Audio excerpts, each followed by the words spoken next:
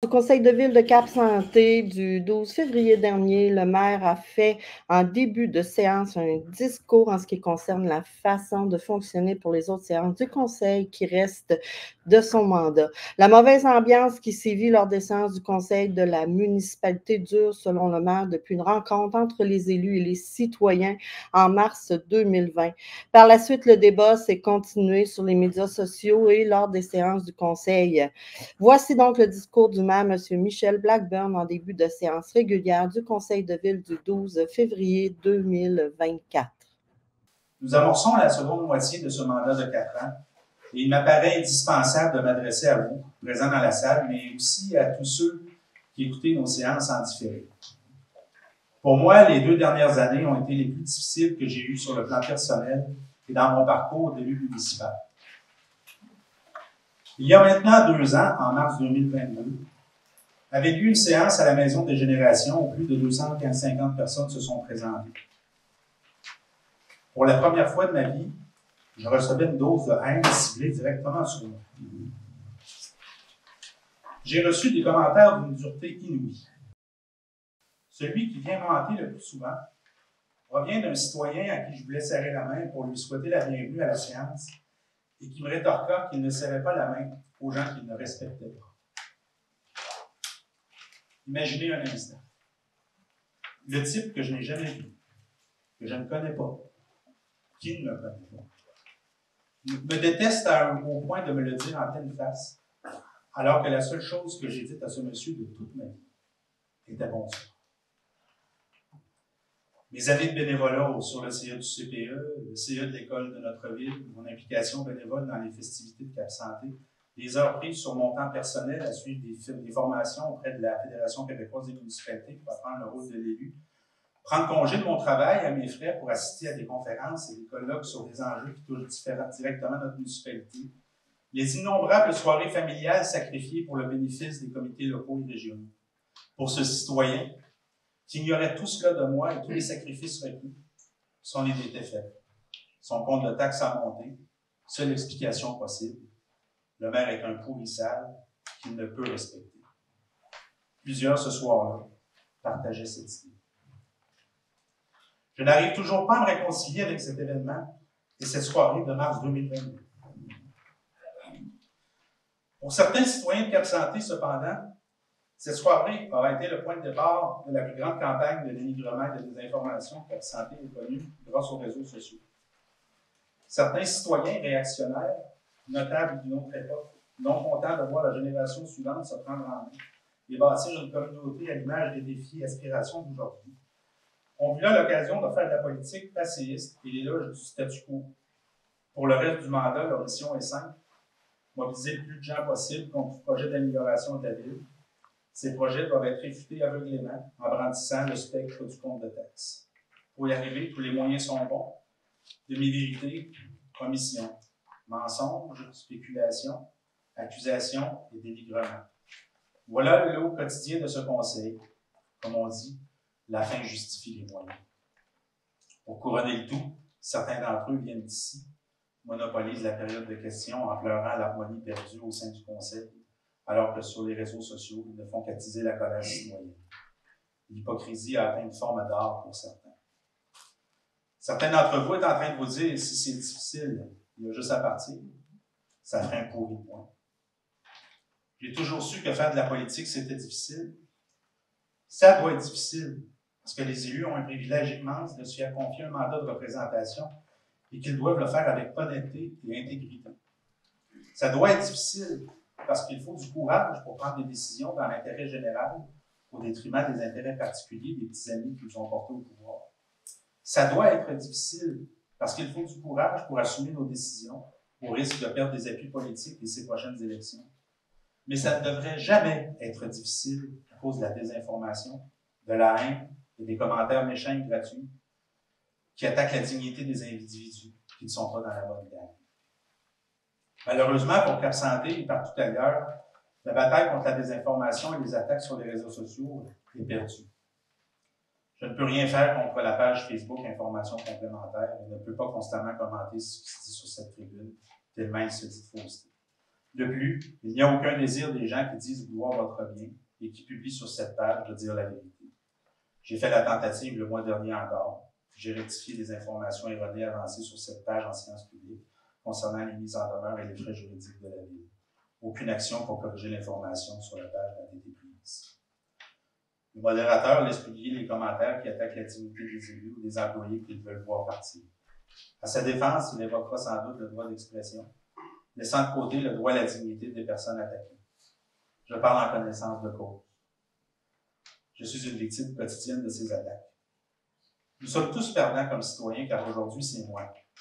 Et demain, ce sera l'un de vous. Partout au Québec, les citoyens réclament de l'intégrité de la part des élus. À en croire cette page, les attentes en matière d'intégrité à Cap Santé semblent varier selon que vous êtes dans les bonnes grâces des gens derrière la page ou non. Nous sommes tous perdants, car de mettre sous le tapis certaines vérités qui dérangent révèle une hypocrisie crasse qui ouvre la porte à une culture de redevance et de corruption. Pour qu'une société démocratique fonctionne bien, il faut que les citoyens puissent faire leur choix à partir d'une information cohérente et véridique. Malheureusement pour nous tous, c'est tout le contraire qui se passe actuellement à Cap Santé. Et Facebook est un important vecteur de fausseté. Nous sommes tous perdants, peu importe qui est au conseil ou qui est maire. Si les gens publient des faussetés et qu'on y adhère, les résultats sont toujours désastreux. Enfin, comme vous êtes nombreux ici ce soir, je veux rectifier une information importante qui me concerne qui a été publiée sur la page d'information complémentaire. Le commentaire suivant, pris dans le jugement de la Cour municipale, qui a été écrit par Mme Lise Beaupré et Daniel Piché, voici l'extrait. Écoutez, entre autres, la conseillère Jeanne Moreau raconter comment la directrice générale, aidée par M. le maire et d'autres conseillers, a tenté de l'intimider pour la faire taire et peut-être même démissionner. À aucun moment, je n'ai tenté d'intimider la conseillère Moreau, ni qui que ce soit dans le dossier impliquant la conseillère. Mme Beaupré et M. Piché n'ont aucune preuve pour soutenir cette accusation qui n'est rien d'autre que pure spéculation totalement mensongère. Cette accusation porte une atteinte grave à ma réputation comme individu et à mon intégrité comme maire. Ce sont des propos diffamatoires qui me causent un préjudice important et minent la confiance publique à mon égard et dans ma capacité à agir avec discernement et professionnalisme. Je réitère devant vous ce soir, je n'ai rien à voir dans le dossier qui implique la conseillère non. Mon rôle a été de m'assurer que tout au long du processus, approuvé par le Conseil et mis en place par la Ville, les droits de tous les intervenants ont été respectés, que le dossier demeure confidentiel pour protéger toutes les parties impliquées et que la Ville, par conséquent, nous tous payeurs de taxes, n'ayons pas à faire les frais de poursuite éventuelle de l'une ou l'autre des parties. Ceci dit, en ce qui me concerne, c'est ici et maintenant que je tire la ligne pour le temps qui reste à ce mandat. Les séances publiques ne sont pas le prolongement de ces pages Facebook toxiques comme il se produit actuellement. Voici donc comment va se dérouler le reste de ce mandat, avec moi à la présidence des assemblées. Les assemblées publiques doivent préserver un décorum afin de permettre à tous les citoyens, pas seulement ceux en colère, de pouvoir s'exprimer et participer à la démocratie dans un environnement sécuritaire et convivial. Les séances publiques du Conseil est le moment où le Conseil indique par résolution les actions qu'il prendra et les périodes de questions servent à établir une conversation entre le Conseil et la population. Et le maire agit à titre de président d'Assemblée et veille au respect du décorum. Certains se plaignent du manque de transparence de la Ville. Vous ne trouverez aucun exemple d'information publique qui a été retenue par la Ville lorsqu'elle a été réclamée par un citoyen. Toutes les informations que possède la Ville sont régies par la loi d'accès à l'information. Nous avons une responsabilité de gérer vos informations personnelles et confidentielles, ainsi que tous les documents officiels, et tout ne peut pas être rendu public. Ce n'est pas un manque de transparence que de respecter la loi comme vous devez le faire croire certaines personnes. La période de questions n'est pas non plus une période de défoulement. On ne crie pas. La période de questions n'est pas un tribunal. Ce n'est pas l'endroit pour accuser des employés ou des élus ou pour plaider quoi que ce soit basé sur des spéculations, des oui-dire ou des commérages. Ce type d'intervention ne sera plus toléré. À ce titre, je me dois de revenir sur un événement qui s'est produit lors de la dernière séance du Conseil municipal. En effet, le 15 janvier dernier, le citoyen Victorin Godin a tenu des propos que je juge diffamatoires à l'égard de la directrice générale. Les propos tenus étaient irrespectueux, faux et visaient clairement à dévaloriser Mme Sirois, portant ainsi atteinte à sa dignité et à son intégrité professionnelle. De plus, Considérant que Mme Sirois est un témoin de la direction des enquêtes et des poursuites en intégrité municipale dans la cause opposant la Commission municipale du Québec à la conseillère Moreau, je voudrais dire que vos propos frôlaient la forme de représailles, ce qui est très grave dans le cadre d'une enquête. En ce sens, je demande au citoyen Victorin Godin de cesser de s'acharner sur la directrice générale. Je base ma demande sur les arguments suivants. La Ville de Cap-Santé est un employeur qui doit s'assurer que la loi et la santé sur la sécurité du travail est respectée. L'article 81-19 de la loi sur les normes de travail stipule que l'obligation de fournir un milieu de travail exempt de harcèlement psychologique incombe à l'employeur. Tout salarié a droit à un milieu de travail exempt de harcèlement psychologique. L'employeur doit prendre les moyens raisonnables pour prévenir le harcèlement psychologique et lorsqu'une telle conduite est portée à sa connaissance, pour la faire cesser. Toujours basé sur la loi sur les normes du travail, depuis le 1er janvier 2019, l'employeur doit mettre en place et rendre disponible une politique de prévention de harcèlement psychologique. La Ville de Cap-Santé, comme employeur, a adopté une telle politique le 13 mars 2017. En 2022, à la suite d'événements houleux au sein des séances du conseil municipal et lors des différentes communications entre les employés et les citoyens, les représentants des employés de la Ville de Cap-Santé ont demandé à leur employeur d'adopter une politique de tolérance zéro. Dans cette politique, l'employeur, qui est la Ville de Cap-Santé, identifie ses principales valeurs en matière de santé et sécurité comme les suivantes. La promotion de la dignité de la personne, la protection de l'intégrité physique et psychologique des employés municipaux, le respect envers les employés municipaux et les différentes personnes appelées à œuvrer auprès de la Ville, la sécurité des employés municipaux. Toujours dans la politique de tolérance zéro, la Ville s'engage à fournir à ses employés un milieu de travail où chacun est respecté. Personne ne doit tolérer la violence au travail à quelque moment ou pour quelque raison que ce soit. Nul n'a le droit d'exercer de la violence à l'égard de tout homme, au travail ou dans quelques situations reliées à l'emploi. Quelle que soit la forme, la violence au travail est inacceptable et ne sera jamais tolérée par la Ville. Lorsque, malgré la mésoprise de telles situations se produisent, l'employeur doit intervenir dans le meilleur délai afin d'y mettre un terme. Toujours selon la politique tolérance zéro, les mesures suivantes s'appliquent relativement à la gravité des faits reprochés. Avertissement administratif, mise en demeure, plainte aux autorités policières. En terminant, à titre d'employeur qui prend ses responsabilités, je ne pourrais laisser aller les propos tenus encore une fois par le citoyen Victorin Godin sur la page Facebook du groupe Info complémentaire. Le citoyen Victorin Godin se permet de renouveler ses propos portant atteinte à la dignité et à l'intégrité de la directrice générale lors d'échanges tenus le 2 février. Celui-ci reproche notamment à Sirois de prendre de mauvaises décisions. Je suis extrêmement déçu de devoir rappeler à un ancien élu municipal, Victorin Godin, que la direction générale ne prend aucune décision au nom de la Ville. C'est le conseil municipal qui prend les décisions conformément à la loi. C'est les conseillers municipaux qui proposent les résolutions, qui les votent, et que c'est la majorité des membres du conseil qui les adoptent, pas la direction générale, comme M. Godin l'affirme si fermement. Vous devez donc retenir que les employés de la direction générale, comme ceux des travaux publics et des autres départements, exécutent les décisions prises par le conseil.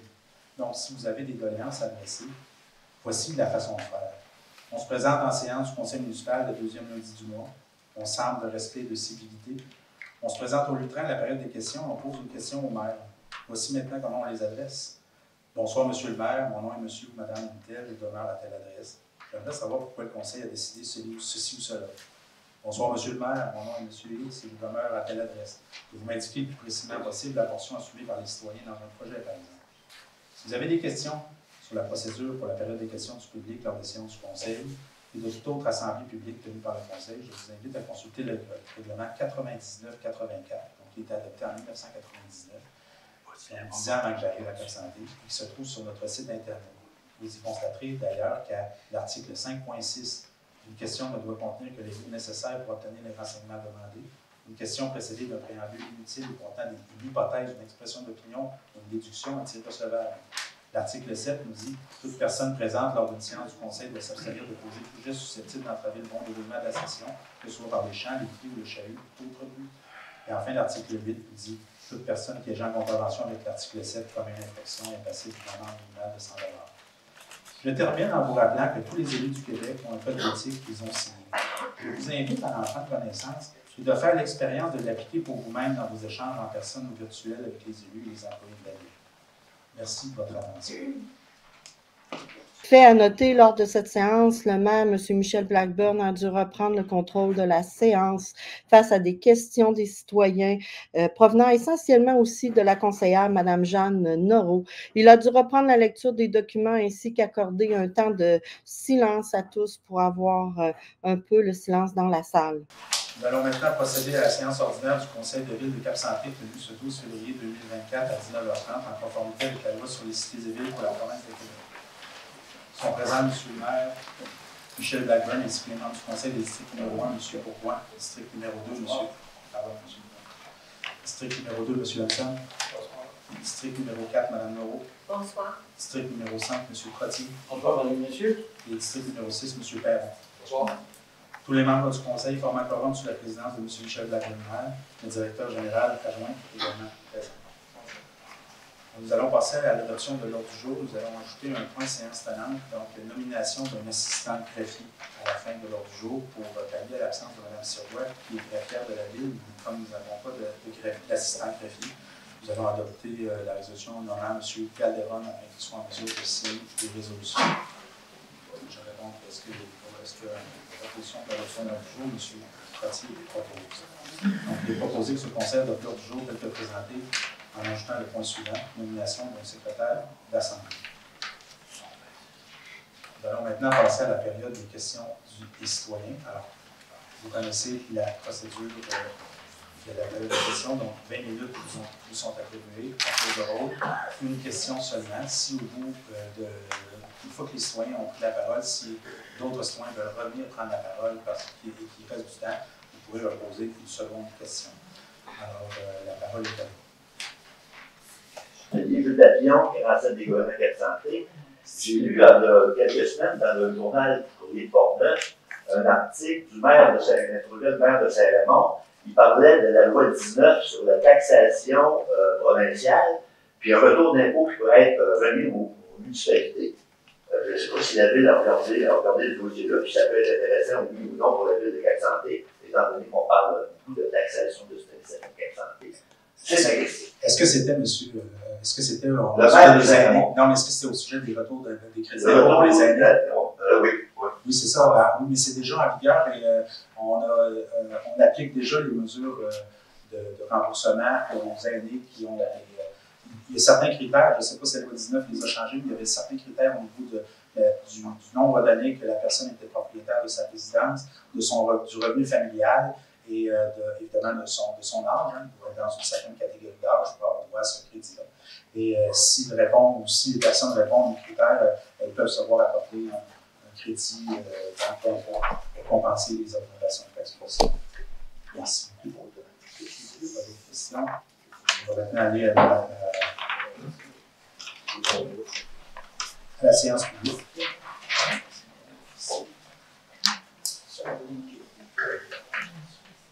Procès-verbaux. L'ordre du jour, oui, on l'a proposé, M. Trottier, nomination d'un secrétaire d'Assemblée. Donc, attendu que la directrice générale et greffière trésorière est absente de la présente séance, il est proposé que ce conseil nomme M. Calderon, directeur général adjoint à titre de secrétaire d'Assemblée. Pas besoin d'un proposeur. M. Perron propose, on passe au vote. M. Bourgoin. Pour. M. Hudson. Pour. Mme Noreau. Pour. M. Trottier. Pour. Merci de l'unanimité des membres présents. Procès-verbaux des séances du 15 et 17 janvier 2024. Il est proposé que ce conseil adopte le procès-verbal de la séance ordinaire du conseil de le 15 janvier 2024 et de la séance extraordinaire du 17 janvier 2024. Est-ce que j'ai un proposeur? Moi, je ne veux pas proposer, mais je veux parler au sujet du 17. Là. Moi, je n'étais pas là le 17 janvier, alors j'aurais voté contre la résolution qui était là le 17 janvier. Vous pouvez faire vos commentaires, Mme Legault, lors de la période. Je le fais là. Oui, mais il y a des quorums à suivre, je m'arrête dessus. Hein? Le quorum est applicable pour tous. Même pour vous. Votre proposeur, M. Trottier. Parfait. Pour ceux qui étaient présents, on va passer au vote. M. Bourgoin, pour. M. Hudson. Pour. M. Merci. Compte rendu du comité d'urbanisme du 29 janvier dernier. Donc, le comité d'urbanisme s'est retrouvé le 29 janvier 2022. Nous avons discuté des dérogations mineures de Ron et Jean Richard du projet de subdivision du lot 3 831 839 et nous avons obtenu un rapport sommaire des émissions de permis de certificat de la municipalité. Voilà pour le compte rendu. Avis de motion et dépôt du premier projet de règlement numéro URD 2402-153, modifiant le règlement du zonage 14204 afin d'agrandir la zone résidentielle RP13 à même la zone résidentielle RP14 et d'abroger cette dernière. J'aurais donc besoin d'un proposeur, s'il vous plaît, pour la discussion. M. Bélouin propose. Je donne l'avis et le fait d'un premier projet de règlement portant le numéro URD 2402-153, modifiant le règlement de zonage 14204 afin d'agrandir la zone résidentielle RP13 à même la zone résidentielle RP14 et d'abroger cette dernière sur la cité subséquemment. Adoption du premier projet de règlement URD 2402-153, modifiant le règlement de zonage 14204 afin d'agrandir la zone résidentielle RP13 à même la zone résidentielle RP14 de cette dernière. Donc, il est proposé que ce Conseil adopte le premier projet de règlement numéro URD 2402-153, modifiant le règlement de zonage 14204 afin d'agrandir la zone résidentielle RB13 à même la zone résidentielle RB14 et d'abroger cette dernière. Je vais besoin d'un proposeur, s'il vous plaît. M. Trottier propose, on passe au vote. M. Bourgoin. Pour. M. Hanson. Pour. Mme Noro. Pour, mais je vais faire un commentaire quand même, mais je me demande pourquoi ça peut passer quand les gens sont venus en masse pour voter contre la modification du règlement de zonage dans la zone C3. Alors, là, il est trop tard, mais pourquoi que ça n'a pas été intégré dans le temps il y a 2 ans? C'est ma... Mais on vous l'avait expliqué, madame. Ah oui, dites-moi. Bien sûr. Vous le redit. Oui. Alors, le règlement, à l'époque, le zonage avait été différencié en 2 parties pour être capable de modifier le zonage, pas les affectations, mais la règle des caractéristiques des maisons qu'on pouvait construire dans une zone à proprement parler, donc on avait scindé les 2 zones. On ne pouvait pas s'attendre à ce que 2 ans plus tard, cette situation-là crée une situation, à mon avis, inacceptable. C'est-à-dire que dans un même secteur, des citoyens, dans un même secteur géographique, à cause de la façon dont les lois sont écrites, certains citoyens n'avaient pas accès à un vote sur la zone, alors que les autres l'avaient. Alors, ce qu'on s'est engagé à faire pour régler ce problème avec lequel j'étais totalement en désaccord, je trouve que les citoyens devraient, dans un secteur, avoir le droit de se prononcer sur ces sujets-là. Donc, j'étais totalement d'accord avec cette situation-là, madame. Donc, on n'a pas contre cette situation-là. Donc, on a procédé à l'annonce d'une modification réglementaire pour remettre une seule et même zone dans la rue des Pommiers pour éviter justement que se reproduise une situation comme celle-là dans l'avenir si c'était pour arriver. Donc, c'est pour régulariser la situation. Monsieur, avis de motion et dépôt du projet de règlement numéro URB 2402-154, modifiant le règlement relatif à l'administration des règlements d'urbanisme numéro 14201 afin d'exiger le renouvellement annuel d'un certificat d'autorisation visant l'usage autorisant au-dessus du règlement relatif aux usages conditionnels. Je vais besoin d'un proposeur, s'il vous plaît, pour ça. C'est l'avis de motion, M. Perron. Donc, adoption du projet de règlement. Adoption du projet de règlement URB 2402-154, modifiant le règlement relatif à l'administration des règlements d'urbanisme numéro 14201 afin d'exiger le renouvellement. Vous pouvez rester, monsieur. Non, ça me dérange pas.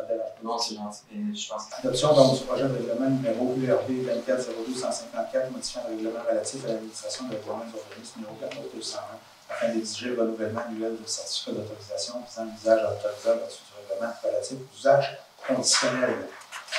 Donc, il est proposé que ce Conseil adopte le projet de règlement numéro URB 2402-154, modifiant le règlement relatif à l'administration des règlements d'urbanisme numéro 14201 afin d'exiger le renouvellement annuel du certificat d'autorisation visant l'usage autorisable au-dessus du règlement relatif aux usages conditionnels.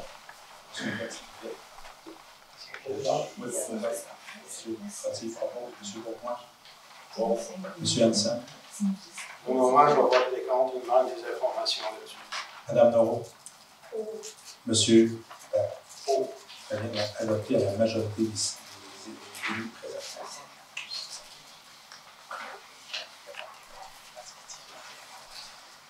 Avis de motion et dépôt du premier projet de règlement numéro URB 2402-155 modifiant le règlement du zonage 14204 afin de permettre la classe d'usage atelier d'entrepreneurs généraux et spécialisés à l'intérieur de la zone commerciale C5 et d'agrandir celle-ci, même une partie de la zone résidentielle RB34. M. Perron propose donne avis à l'effet qu'un premier projet de règlement portant le numéro URV 2402-155 et modifiant le règlement du zonage 14-204 afin de permettre la classe d'usage atelier d'entrepreneurs généraux et spécialisés à l'intérieur de la zone commerciale C5 et d'agrandir celle-ci, même une partie de la zone résidentielle RB34 sera adoptée subséquemment.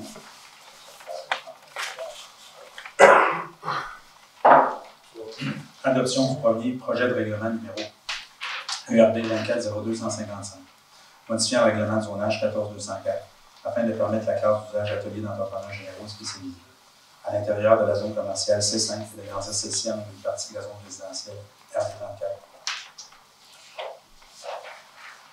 Donc, besoin il est proposé que ce Conseil adopte le premier projet de règlement numéro URB 2402-155, modifiant le règlement de zonage numéro 14-204 afin de permettre la classe d'usage atelier d'entrepreneurs généraux spécialisés à l'intérieur de la zone commerciale C5 et d'agrandir celle-ci en une partie de la zone résidentielle RB34. Besoin d'un proposeur, s'il vous plaît. M. Perron propose. Ça, il s'agit de chez M. Beauchamp, c'est ça? OK. Excuse parce que je n'adresse pas les dossiers avec les noms des personnes. On a dit qu'il faut savoir c'est quoi. Les gens ont besoin de savoir. Oui, mais c'est certainement pas en identifiant les propriétés par le nom de. Non, mais son numéro. On parle d'un ancien propriétaire. Correct. Bon, est-ce que vous savez tous ce que c'est maintenant? Oui, d'accord. Vous devez savoir quoi? Ben, c'est juste des numéros, ça nous dit rien. Oui, bien ça, moi je l'exprime. Je l'exprime comment la loi nous oblige de l'exprimer. Je dois fonctionner en eau, je ne peux pas fonctionner la maison à Ginette ou bien la cabanon à Robert. Là, c'est un document qui sert après ça de document pour les actes notariés, c'est un acte officiel. Donc, puis on ne personnalise pas en disant c'est la maison à M. X. C'est l'ancien propriétaire, c'est je comprends. Dans d'autres circonstances, écoutez, là, je n'ai pas besoin de me faire materner par Mme Leroux. Ça suffit. On se fait condescendant. Depuis le début de la réunion, on a eu un petit soyez respectueux. Donc, ça en va.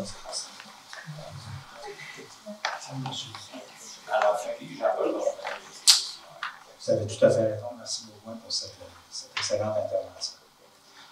Adoption du projet de règlement URB. Oui, il a été proposé par M. Perron. Il était M. Trottier, M. Pau, M. Bois-Ledico, M. Hanson et Mme Pau. Parfait.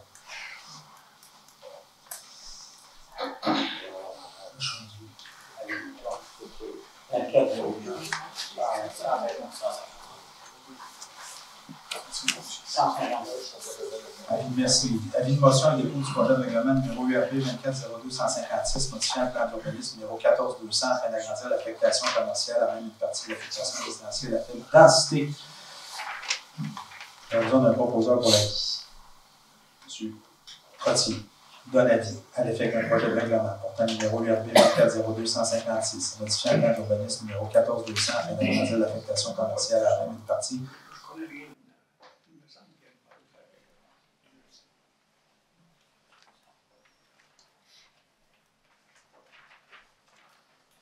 Recommence. M. Trottier donne avis à l'effet qu'un projet de règlement portant numéro URB 2402-156 et modifiant le plan d'urbanisme numéro 14-200 afin d'agrandir l'affectation commerciale à même une partie de l'affectation résidentielle de faible densité sera adopté subséquemment.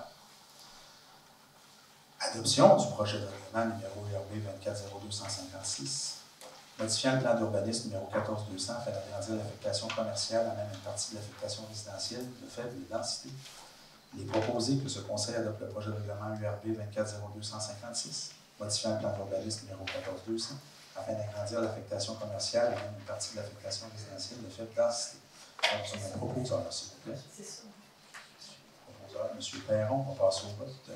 Beaubois. M. Hanson. Mme Noro. M. Trottier. Adopté à l'unanimité.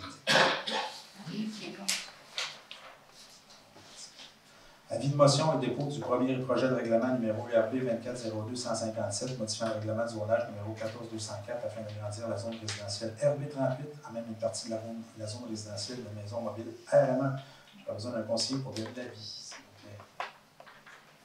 M. Bourgoin donne avis à l'effet qu'un premier projet de règlement portant le numéro URV 2402-157 et modifiant le règlement de zonage numéro 14204 afin d'agrandir la zone résidentielle RB38, même une partie de la zone résidentielle de maison mobile M1 sera adoptée subséquemment. Donc, adoption du premier projet de règlement numéro URV 2402-157, modifiant le règlement de zonage numéro 14204 afin d'agrandir la zone résidentielle RB38 en même une partie de la zone résidentielle de maison mobile RMA. Il est proposé que ce Conseil adopte le premier projet de règlement numéro URV 2402-157, modifiant le règlement de zonage numéro 14204 afin d'agrandir la zone résidentielle RB38 en même une partie de la zone résidentielle de maison mobile RMA. Est-ce que vous proposez le règlement, M. Bourgoin? Oui, très bien. On passe au vote, merci. Donc, on passe au vote, M. Hansen. Oh. Mme Leroux. Oh.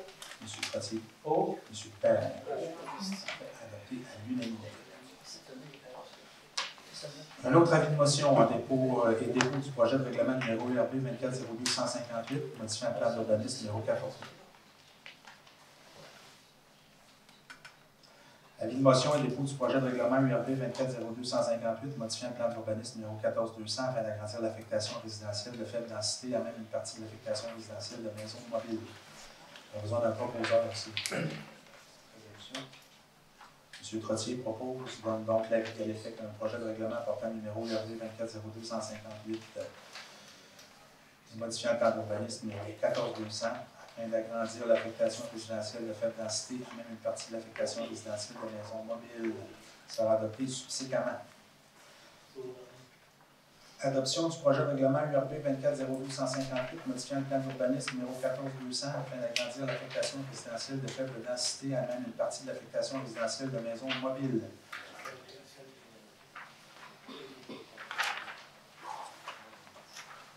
On a besoin d'un proposeur pour que ce Conseil adopte le projet de règlement numéro URB 2402-158 modifiant le plan d'urbanisme 14200 de l'affectation résidentielle de faible densité en même une partie de l'affectation résidentielle de maisons mobiles. On a besoin d'un proposeur pour cette modification. M. Perron propose, on passe au vote. M. Bourgoin. M. Hansen. Mme Leroux. M. Trottier. Voté à l'unanimité. Autorisation de signature, intégration de la municipalité de Sainte-Christine-d'Auvergne à la Régie Port-Neuf de protection incendie. Attendu que les municipalités parties à l'entente désirent se prévaloir des articles 468 et suivants de la loi sur les cités et villes pour conclure une entente relative à la protection contre l'incendie et prévoyant la constitution d'une régie intermunicipale de sécurité incendie. Attendu la signature d'une première entente relative à la protection contre les incendies et prévoyant la constitution d'une régie intermunicipale par la résolution 20-236, attendu la volonté de la municipalité de Sainte-Christine-d'Auvergne à se joindre comme membre à part entière de la régie en date du 1er janvier 2024, le tout confirmé par sa résolution du Conseil 173-0923, attendu que l'intégration d'une partie de l'entente existante nécessite la rédaction et la signature d'une nouvelle entente, il est proposé que ce Conseil autorise le maire et le directeur général adjoint à signer pour et au nom du Conseil tout document tenant plein effectif au présent. Il aurait besoin d'un proposeur, s'il vous plaît. M. Trottier propose. Passez au vote, s'il vous plaît. M. Bourgoin. M. Hansen. Mme Leroux. M. Perron. Merci. À votre unanimité. Autorisation de signature, entente de service aux personnes sinistrées. La Croix-Rouge. Il est proposé que ce Conseil autorise le maire et le directeur général adjoint à signer l'entente de service aux personnes sinistrées qui entrera en vigueur le 15 avril 2024. Nous avons un proposeur, s'il vous plaît. M. Perron propose. On passe au vote. M. Bourgoin. M. Hansen. Mme Leroux. M. Trottier. Adopté à l'unanimité. Politique de soutien aux loisirs, adoption de la version révisée 2024-02-12.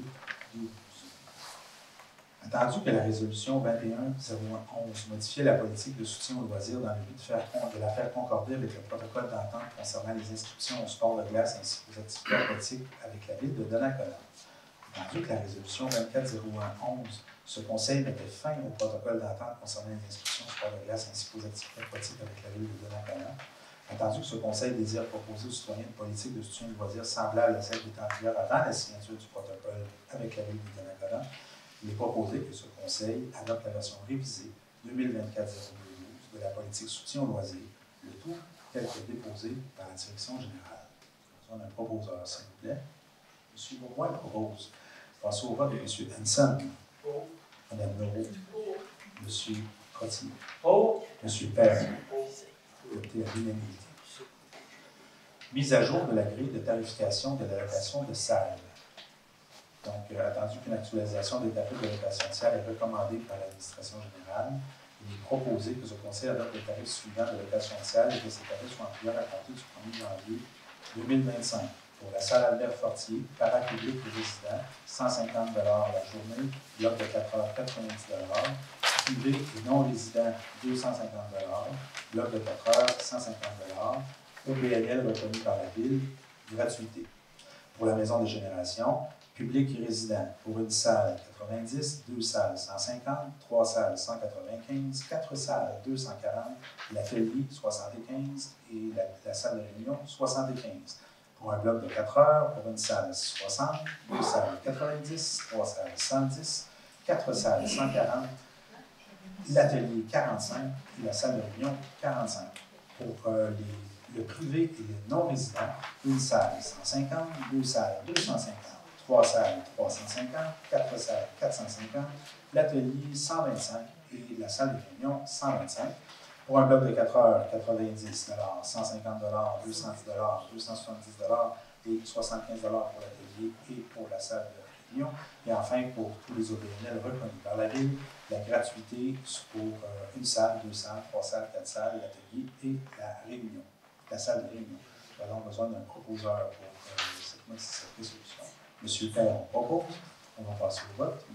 Bourgoin. M. Hanson. Mme Leroux. M. Trottier. Adopté à l'unanimité.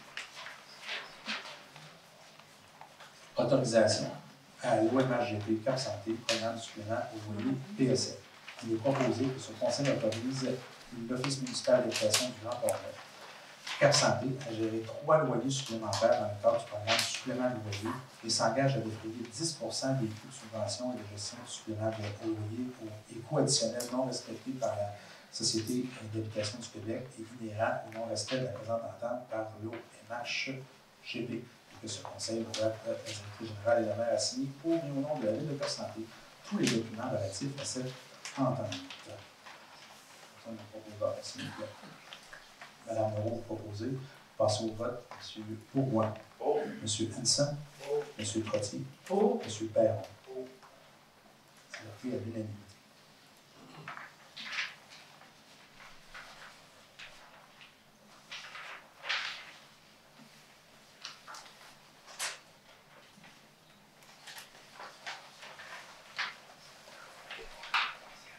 Dépôt du rapport concernant la gestion contractuelle de l'année 2023. Alors, M. Calderon dépose le rapport sur la gestion contractuelle pour l'année 2023 à ce conseil. Comptes payés et comptes à payer. Donc, les comptes payés du 1er janvier au 11 février, les comptes à payer au 31 janvier 2024. Il est proposé que ce conseil entérine les comptes payés du 1er janvier au 14 janvier, du 16 février au 11 février 2024, pour un montant de 136 442,59 $, et que ce conseil entérine les comptes à payer au 31 janvier 2024 pour un montant de 305 174,06 $. Nous avons besoin d'un proposeur. M. Perron propose. Passons au vote. M. Bourgoin. M. Hanson. Et Mme Leroux. J'aimerais dire quelque chose par rapport à ça. Les comptes à payer, les comptes déjà payés, les comptes déjà payés, les gens ne les voient pas ici. Alors, moi, c'est pourquoi je demande que tout ça soit intégré ensemble, pour que les gens soient au courant de ce qui se passe. Alors, j'espère juste que vous allez attendre tel que convenu, qu'on en discute ensemble au conseil, comme on l'avait dit lors de votre première intervention. Si à toutes les fois, vous redites la même chose, que ça fasse 3 fois, que si vous me le demandez à tous les jours jusqu'à la prochaine rencontre, ça va peut-être faire 15 fois. On l'a compris, votre demande. On a compris la demande. On s'est engagé à s'en parler entre nous. Donc, respecter le délai. On n'a pas d'enjeu ici. pour. Oui, pour M. Trottier, M. Perron. Pour. Oui, 3 pour. Donc, adopté à l'unanimité des élus. Nous sommes maintenant rendus à la période de nomination d'un assistant greffier. Attendu l'article 96 de la loi sur les cités et villes, attendu la nécessité de nommer un assistant greffier au terme de cette disposition pour assurer le bon fonctionnement de la ville, il est proposé que ce conseil nomme, conformément à l'article 96 sur la loi sur les cités et villes, M. José Calderon à titre d'assistant greffier de la ville, et que ce dernier puisse exercer tous les devoirs de la charge de greffier avec les mêmes droits, pouvoirs et privilèges. Je donne un proposeur. M. Perron propose. On passe au vote. M. Bourgoin. M. Hanson. Mme Moreau. M. Trottier. Adopté à l'unanimité. Nous sommes rendus à la période réservée au Conseil. Rapport des comités. M. Bourgoin. Merci, M. Hanson. La seule chose, oui. Merci beaucoup aux gens de saluer la grande rencontre ce soir. C'est apprécié. Merci, M. Bourgoin. M. Hanson. Aucun commentaire. Mme Moreau. Bien, nous autres, la période d'inscription pour la santé de Champlain est terminée le 10. Alors, on a beaucoup d'inscriptions. On va avoir du travail pour choisir, parce qu'on est rendu presque 90 inscriptions actuellement, puis on a choisi 65 à 70. Alors, bonne chance, il y en a des artistes ici. À part de ça, l'OMH, j'ai une réunion la semaine prochaine. À part de ça, le Conseil du patrimoine culturel, prochainement, on a une réunion aussi. Merci. M. Trottier. Pour la régie régionale, j'aimerais que les gens puissent s'inscrire à Infolette, à la régie verte. Il y a beaucoup d'informations sur où ça va, ça fait quoi, comment on récolte, tout ce qui a été récolté, les subventions qu'on a reçues des gouvernements par rapport au compostage, au recyclage, ainsi de suite. Vous avez toute l'information là-dessus, puis c'est envoyé mensuellement. Fait que, puis si vous avez toutes les informations, si vous avez un cours, vous posez une question, quoi que ce soit, c'est très intéressant. En deuxième lieu aussi, il va y avoir une station d'eau mobile, une unité mobile que la Régie régionale a eu une gratuité de la firme d'Alcoa. C'est que c'est une unité mobile qui va, selon pour toute la MSC de Pont-Neuf, selon les festivals ou quoi que ce soit, ça va être un branchement électrique propulseur avec un branchement sur l'aqueduc des villes. Et puis, le monde va pouvoir remplir le groupe, fait qu'on va éliminer beaucoup de plastique avec ça, c'est une bonne avantage. Et puis, ceux qui n'auront pas d'aqueduc ou d'électricité, bien, ils vont avoir un réservoir qui est fait de 1000 litres d'eau, fait que ça va être intéressant. Fait qu'il faut faire la demande à la région régionale si vous avez des événements spéciaux, fait que, comme les OBNL ou quoi que ce soit, fait que, je vous souhaite un bon festival si vous en avez besoin. Est-ce qu'Alcoa Alcoa paye 80% de.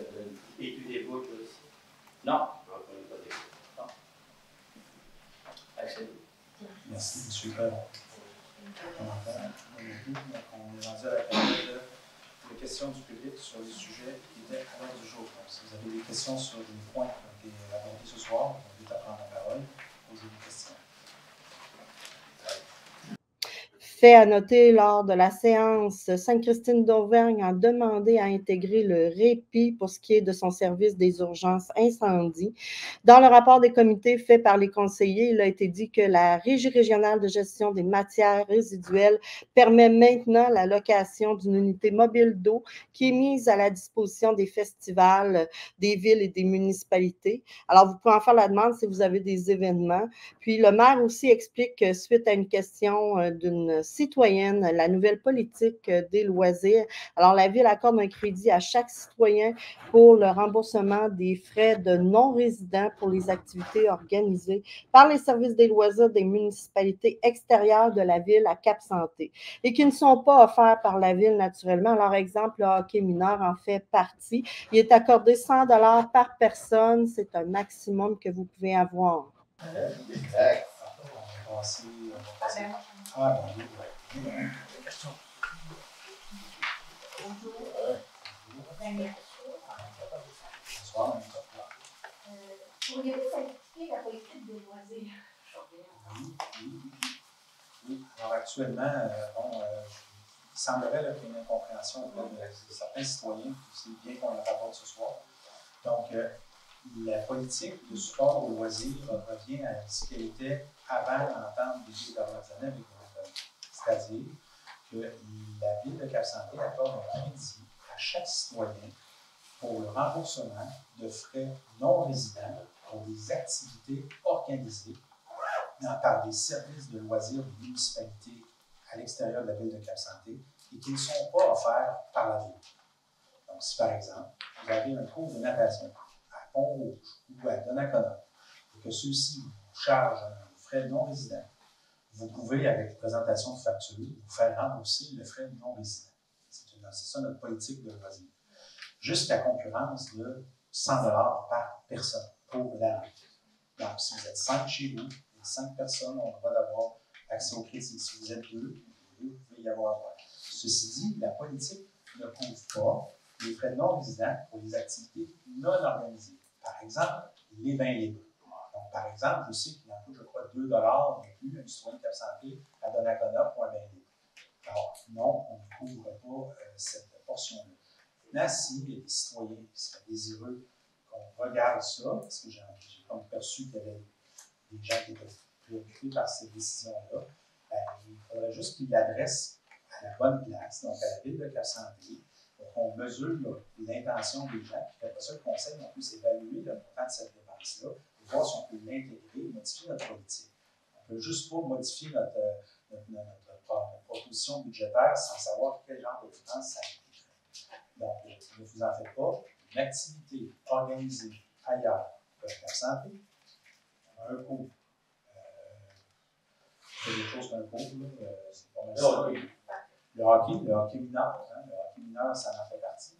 Donc, vous offrez un frais non résident pour votre enfant parce qu'il n'y a pas le choix d'aller à Donnacona. C'est 200 maintenant. C'était 200, c'est 200. C'est 200 $, mais on est après regarder un peu plus. On veut revoir le montant pour cette année qui avait été encore. On n'a pas eu de focus en février. On doit le revoir l'an prochain. D'abord, en 2019, c'était 200. C'est ça. Et là, on revoit la politique. Le Conseil s'assoit ensemble, en discute, puis mesure l'impact. Oui, mais d'ici là, dites-vous qu'aller minimalement jusqu'à la concurrence de 100 $ pour un frais non résident, ça va être couvert à votre jour. On s'est engagé par le biais du budget de couvrir les frais non résidents. Alors, c'est sûr qu'on ne couvrira pas tous les frais non résidents du hockey mineur, c'est impossible. Voilà. Donc, d'autres questions du public? C'est les questions du public, madame. Oui, je sais. C'est que j'avais eu une question justement de M. Vincent. Vous avez pu répondre? C'est fait. M. Quentin a été répondu par courriel. Il nous a écrit, on lui a répondu. Mais ça serait public, là. Je devrais peut-être répondre public. Je vais gérer la communication. M. Quentin, il n'a pas demandé à ce que sa question soit lue en public. C'est pas comme ça que ça fonctionne. Moi, je vais revenir. Non, la période de questions est terminée. Je vais parler de vous moi. parlerez de vous après la séance. Vous savez que je ne devais pas être Madame aujourd'hui. Alors, j'ai eu un souci parce que c'est en vérification judiciaire. Merci. Alors, je vais répéter. Je me permets de prendre un petit 30 secondes pour dire à M. le maire, dans quel jeu a fait un discours concernant la situation difficile au sein du Conseil depuis les 2 dernières années. Je me suis mis le courage et le but de le faire publiquement de 1. Je pense que vous avez aucune idée de savoir ce que c'est comme pression qu'on peut subir quand on reçoit des commentaires de tous bords de côté, quand on s'est engagé envers la Ville pour faire avancer ces projets, pour travailler pour ses citoyens. On se fait l'envelopper d'un bord et de l'autre, sur le long terme. Je tiens à dire que je suis très solidaire avec ce qui se passe, ce que M. le maire a souligné, du moins pour pourquoi j'ai été témoin et ce qui me concerne. Merci.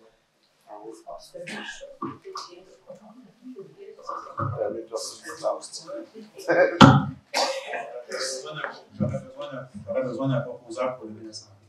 M. Perron, pour lever l'Assemblée, merci. Alors, je vous souhaite une belle fin de soirée à tous et toutes. Bon retour à la maison. Je peux même pas parler de attaques.